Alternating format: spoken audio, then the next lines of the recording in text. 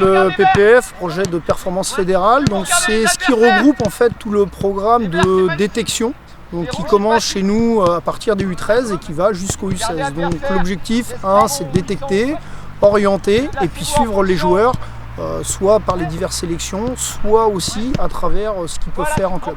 On a aussi les collègues dans les départements qui travaillent, donc l'idée c'est de brasser au niveau départemental, de rassembler aussi les joueurs et les joueuses, puisqu'on a le même programme pour les garçons comme pour les filles, pareil au futsal et même sur les gardiens de but.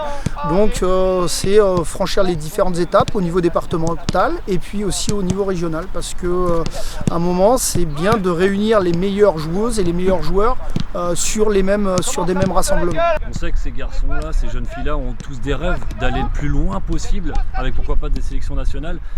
Il y a beaucoup d'exigences, c'est très dur d'arriver là-haut, je pense que vous leur dites assez régulièrement. Il y a le terrain comme on le voit là, mais en salle, la partie intelligence de jeu, réflexion, c'est primordial. Une attitude positive, une attitude qui va dans le sens d'abord de l'équipe, voilà, parce que c'est à travers l'équipe qu'on découvrira les individualités, mais ça c'est primordial. Et puis on est toujours à deux niveaux, donc on est pour les meilleurs joueurs et les meilleures joueuses désorientés pour les sélections nationales, comme on a eu quelques garçons, notamment la semaine dernière, comme des Marius Louer, des Marius Courcoul, des Peter, voilà, qui arrivent sur les équipes de France. Et puis on est aussi sur l'amélioration du niveau régional. Donc l'idée c'est que chacun puisse jouer à son meilleur niveau. Mais on a besoin pour ça de regrouper les clubs, les joueurs, parce que en fait, ce qu'on dit souvent, c'est que la sélection, qu'elle soit départementale, régionale, c'est toujours plus dur que ce qu'il y a en club.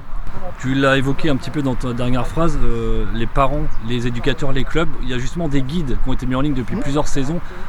C'est un document utile pour tout le monde.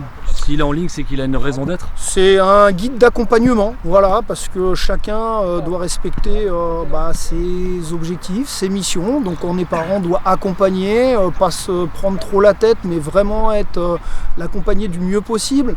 Voilà, sachant qu'il y a, comme tu l'as dit, il y a très peu d'élus. Donc la priorité avant tout à ces âges-là, c'est quand même l'école, ce qui n'empêche pas de jouer à bon niveau et de faire partie des sélections, mais faut être très prudent, parce qu'à cet âge-là, on sait qu'on a des bonnes joueuses, on sait qu'on a des bons joueurs.